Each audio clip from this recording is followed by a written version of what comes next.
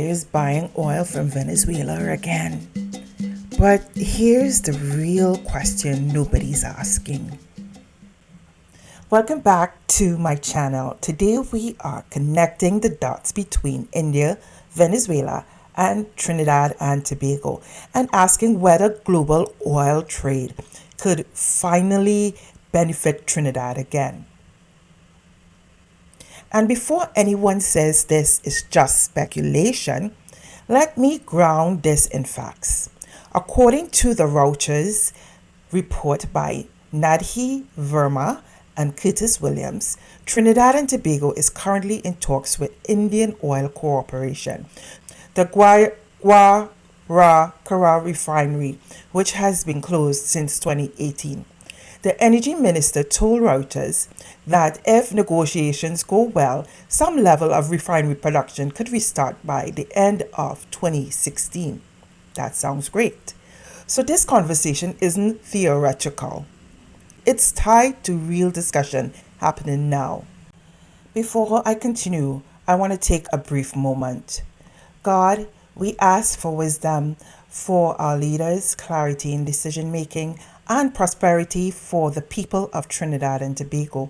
May opportunities like these bring honest work, stability, and long-term blessing to the nation. Amen. India is one of the world's largest oil consumers.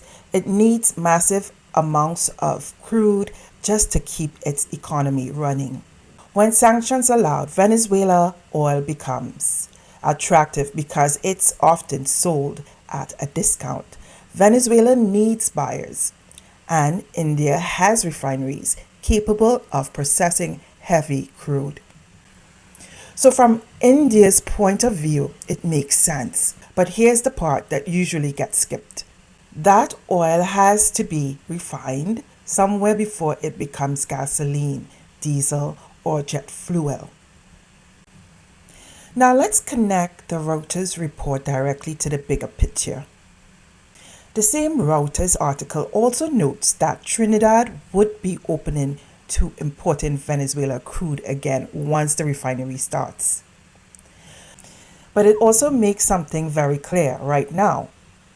Trinidad's priority with Venezuela is shared offshore gas development.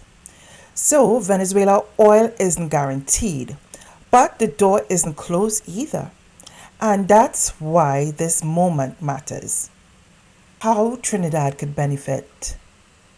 Refining revenue is one. Even if Trinidad does not own the oil, refining it still generates revenue. Processing fees matter, however.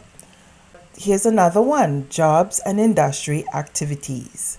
A refinery doesn't just create jobs inside the plant. It activates trucking, maintenance, shipping, security, and technical services.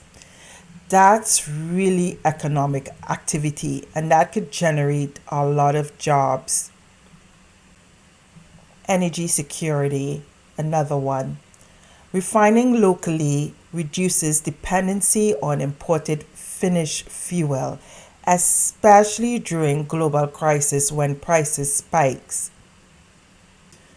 Regional exports is a potential. On a regional aspect, with working refinery, Trinidad could once again supply fuel to the wider Caribbean. That's how smaller countries stay relevant in a global market. Reuters makes it clear this won't be easy. Restarting a refinery costs money, requires proper management, and depends on stable global conditions. But opportunity has never meant that it would be easy. It means possible if handled correctly. Why this really matters?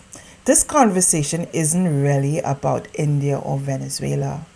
It's about whether Trinidad and Tobago wants to remain a country that just imports finished products, or one that adds value and earns from global trade. Every barrel refined elsewhere is money earned elsewhere. So I leave you with this question. If India is buying Venezuela oil and Trinidad has the location and the infrastructure, should we be a part of that supply chain or not? You tell me. Let me know your thoughts in the comments. Like the video, subscribe, and I'll see you in the next one. Just remember, if God be for you, who could be against you? Bye.